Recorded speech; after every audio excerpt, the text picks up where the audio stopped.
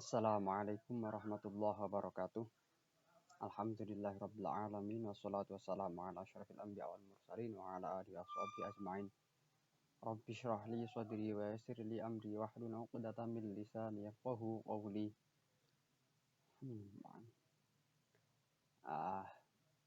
Kami ingatkan terlebih dahulu pada anak-anak agar nanti di setiap mau mulai belajar, entah belajar nanti mengikuti pelajaran demikian ataupun belajar sendiri, untuk terlebih dahulu membaca doa. Apapun doanya terserah. Rabbi syrahli boleh, raditu billah boleh, raditu billahi robba, islami dina itu juga boleh. Ataupun doa-doa yang lain ketika mau belajar.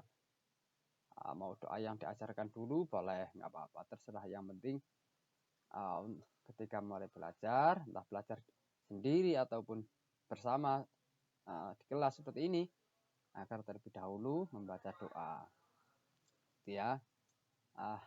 Langsung saja kita masuk untuk pelajaran Quran hadis, Al-Quran dan hadis yang pertemuan keempat.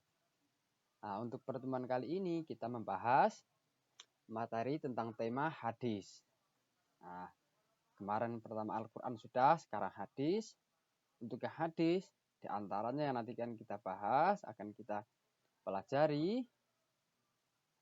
Kurang lebih nanti ada 12 tema. Mulai dari pengertian hadis kemudian persamaan hadis dan Al-Quran, fungsi hadis terhadap Al-Quran, dan lainnya nanti akan dibagi dalam beberapa pertemuan. Untuk kali ini mungkin akan membahas beberapa nomor, mempertimbangkan waktu juga, diharap untuk diikuti dengan sama. Kita mulai dari pengertian hadis. Apa itu hadis? Bisa kita tinjau hadis, pengertian hadis pertama ya, secara bahasa dan secara istilah. Untuk hadis secara bahasa apa? Al-hadis secara bahasa, hadis adalah sesuatu yang baru. Pertama, sesuatu yang baru. Artinya sesuatu yang baru.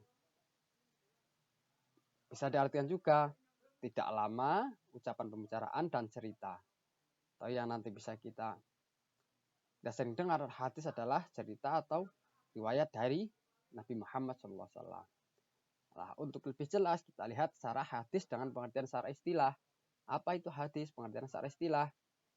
Hadis secara istilah adalah, pertama menurut ulama hadis, kalian mungkin biasa pernah dengar, ada hadis, ada sunnah. Keduanya ini menurut ulama adalah sinonim, yaitu hadis atau sunnah yaitu sesuatu yang diriwayatkan atau dinisbahkan nanti kepada Rasulullah SAW. Baik nanti berupa perkataan, perbuatan, takrir, penetapan, ataupun nanti sifat dan perjalanan Nabi, baik sebelum ataupun sudah nanti dianggap menjadi Rasul. Ini pengertian secara istilah dari hadis. Itu sesuatu semua yang diriwayatkan atau dinisbahkan, disandarkan kepada Nabi Muhammad SAW, baik perkataan, perbuatan, takrir atau mendiamkan, atau pengakuan atau penetapan, dan nanti sifat himmah Nabi. Untuk lebih jelasnya kita petakan demikian. Apa saja? Hadis atau sunnah meliputi perkataan, perbuatan, mendiamkan atau takrir nanti ya, atau pengakuan juga bisa. Terus kemudian yang keempat adalah sifat atau himmah. Ini hal yang terkait dengan kanjeng Nabi Muhammad SAW. Untuk lebih jelasnya kita perinci satu persatu apa perkataan itu. Mulai A adalah perkataan. Yang dimaksud dalam perkataan adalah segala perkataan yang pernah diucapkan oleh Nabi Muhammad SAW di berbagai bidang, dalam berbagai bidang, baik syariah, akhlak, pendidikan, dan sebagainya. Semua yang pernah Nabi ucapkan, pernah Nabi ngendikakan, merupakan sebuah hadis. Artinya ini hadis yang berupa bentuk perkataan. Jadi Nabi berkata kemudian didengar oleh para sahabat dan nanti ke generasi selanjutnya yang berupa perkataan atau ucapan atau ngendikan Nabi Muhammad SAW. Nah, itu untuk memperjelas hadis dari perkataan ini. Nah, lanjut lagi. Untuk yang kedua, perbuatan. Nah, apa itu perbuatan? Yakni penjelasan Nabi Muhammad terhadap peraturan-peraturan syarak yang belum jelas teknis pelaksanaannya. Seperti halnya sholat jumlah rakaat sholat. Nah, cara mengerjakan haji, tata cara berzakat. Nah, perbuatan Nabi ini merupakan penjelas dari apa yang ada dalam Al-Quran, kemudian diperjelas oleh Nabi, dan diikuti juga dengan dipertegas oleh ucapan atau sabdanya hadis Nabi SAW. Jadi ini perbuatan yang bersifat perilaku. Jadi hadis pertama tadi ucapan Nabi, kemudian yang kedua adalah perbuatan atau perilaku yang pernah dilakukan oleh Nabi Muhammad SAW. Jadi lebih terperinci perkataan, perbuatan, ini semua yang dilakukan oleh Nabi Muhammad SAW atau disandarkan nanti kepada Nabi. Nah, kemudian untuk yang ketiga, takrir atau apa? Keadaan beliau mendiamkan atau tidak mengadakan sanggahan dan reaksi terhadap tindakan atau perilaku sahabatnya, serta menyetujui apa yang dilakukan oleh para sahabatnya itu. Baik nanti berupa ucapan, misal ada para sahabat yang melakukan atau berucap perkataan di hadapan Nabi, dan Nabi tidak mengadakan sanggahan. Artinya Nabi mengakui bahwa perkataan atau perbuatan tersebut tidak apa-apa dan dibolehkan oleh syarak atau dibolehkan oleh agama. Jadi sesuatu yang dilakukan oleh para sahabat, baik perbuatan atau ucapan, di hadapan Nabi, Nabi mengetahuinya atau diceritakan kepada Nabi dan Nabi tidak mengadakan sanggahan, berarti itu termasuk dalam hadis takrir atau pengakuan, penetapan atau mendiamkan. Nah, itu juga termasuk hadis Nabi Muhammad SAW. Nah, untuk yang selanjutnya, yakni sifat keadaan himmah atau keinginan Rasulullah SAW. Sifat ini, keadaan dan himmah Nabi Muhammad merupakan komponen hadis yang meliputi pertama, sifat Nabi yang digambarkan dan dituliskan oleh para sahabatnya dan para ahli sejarah mengenai sifat jasmani maupun moral akhlaknya. Ini banyak juga ada nanti banyak kitab bahwa menggambarkan bahwa Nabi demikian, tingginya Nabi sekian, rambutnya Nabi sekian, akhlaknya Nabi demikian. Nah, ini juga termasuk nanti digolongkan atau dimasukkan sebagai ahli hadis. Ini juga termasuk dimasukkan dalam hadis Nabi Muhammad SAW. Nah, yang kedua, silsilah nasab atau nama-nama dan tahun kelahiran yang ditetapkan oleh para sejarawan terkait Nabi Muhammad SAW. Nanti meskipun nanti ada perbedaan, tetapi nanti ada salah satu yang disepakati atau jumhur atau banyak ulama yang berpegang pada salah satu penetapan baik nanti tanggal atau kelahiran Nabi dan lainnya yang bersinggungan dengan Nabi silsilah nasab itu juga termasuk dalam hadis yang D ini, sifat keadaan himmah Nabi Muhammad SAW. Dan yang ketiga, himmah atau keinginan Nabi, yakni Nabi berkeinginan untuk melakukan sesuatu hal. Contohnya seperti Nabi ingin melakukan puasa di tanggal 9 Muharram. Ketika Rasulullah berpuasa pada hari Asyura dan memerintahkan kaum muslimin berpuasa. Ini kemudian ada sahabat yang berkata kepada Rasul, "Ya Rasul, bahwa hari ini adalah hari di mana yang diagungkan oleh orang Yahudi dan orang Nasrani." Nah, maka Rasulullah bersabda, jika tahun depan kita bertemu dengan bulan Muharram, kita akan berpuasa pada hari ke-9, yakni tanggal 9. Karena kan tadi tanggal 10 berpuasa.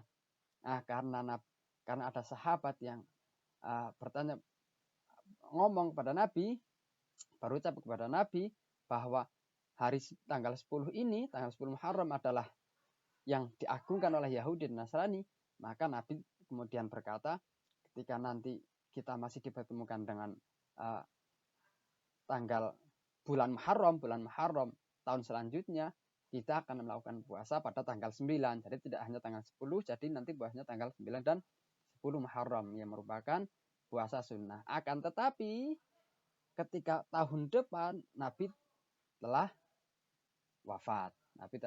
Oleh sebab itu maka ini termasuk dalam kategori himmah atau keinginan Nabi yang belum pernah dilakukan, tetapi Nabi punya keinginan untuk melakukan hal tersebut. Ini untuk memperjelas, memperinci pengertian hadis.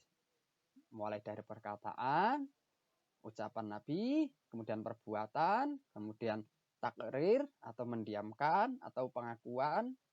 Kemudian yang terakhir adalah D, sifat himmah Rasulullah Shallallahu Alaihi Wasallam.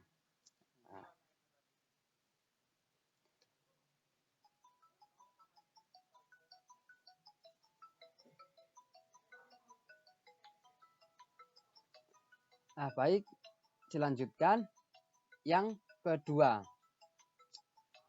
Tadi yang pertama pengertian hadis, kemudian yang sekarang persamaan hadis dengan Al-Quran. Yang kedua, hadis artinya persamaan antara hadis dan Al-Quran. Kemarin kan hadis Quran pertama tuh ya, sekarang yang hadis.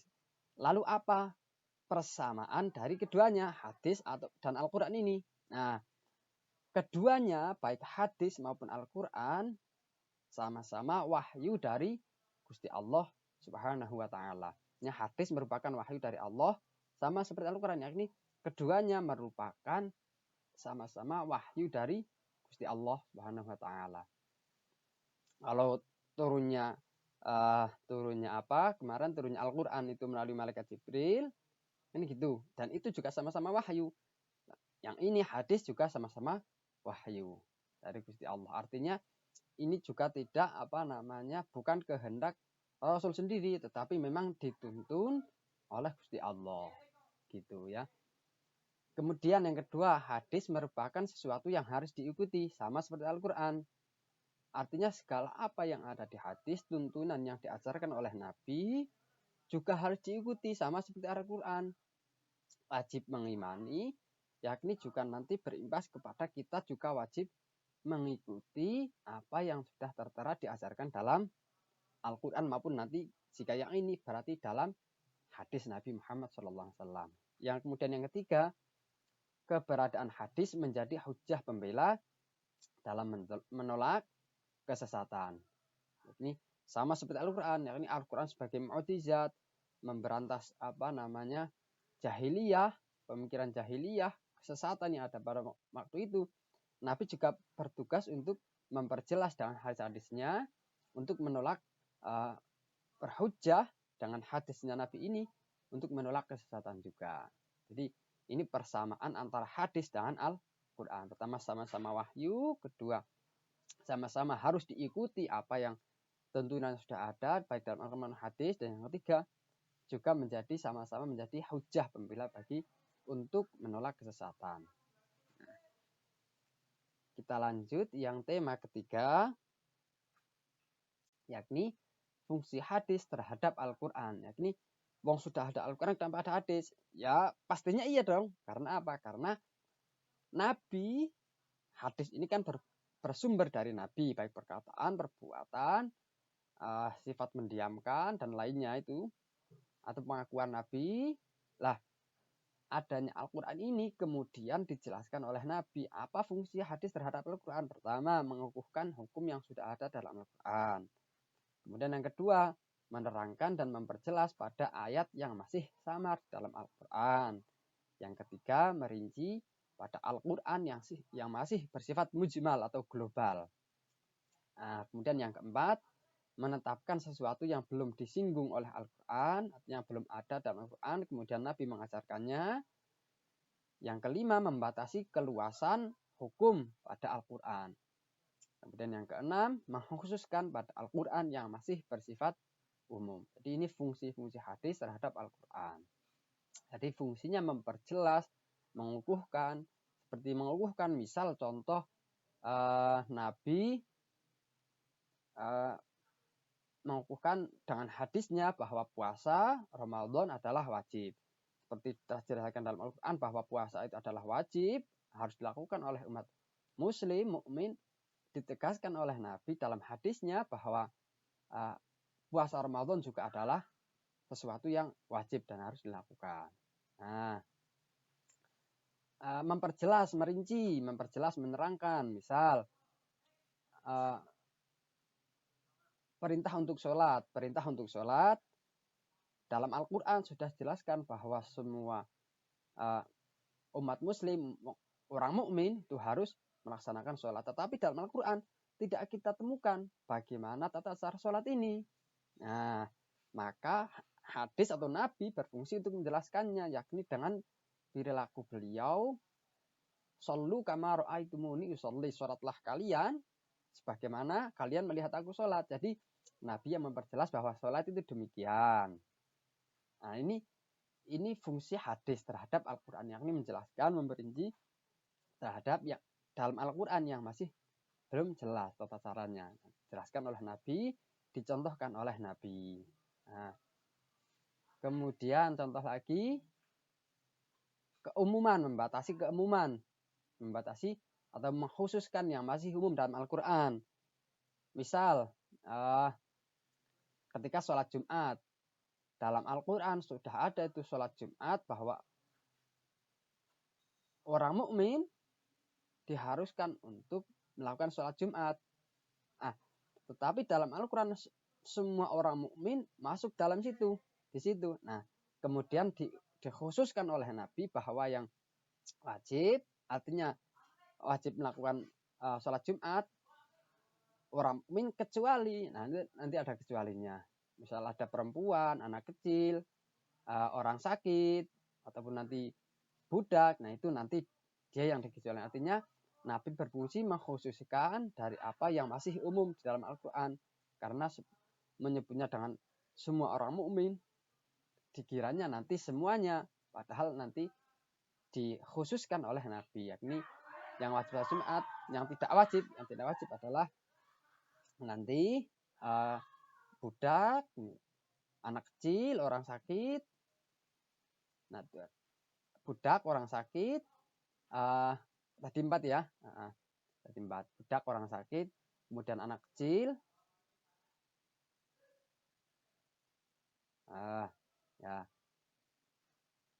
Ya, kita lanjut yang keempat. Macam-macam hadis. Macam-macam hadis hampir sama seperti tadi, bahwa hadis ya ini ada hadis qauli, ada hadis fi'li, dan hadis takriri. Hadis qauli apa? Qaul, ucapan atau perkataan. Ini suatu perkataan yang disandarkan kepada Nabi SAW. Seperti tadi dalam penjelasan pengertian sudah ya. Nah, kemudian fi'li, perbuatan atau perilaku yang disandarkan kepada Nabi. Misal Nabi melakukan sesuatu, kemudian dilihat oleh para sahabat, dan para sahabat nanti meriwayatkan bahwa Nabi pernah melakukan perbuatan demikian. Maka ini disebut namanya hadis fi'li. Adapun yang ketiga, takriri, hadis takriri, yaitu keadaan Nabi mendiamkan atau mengakui dan tidak mengingkari,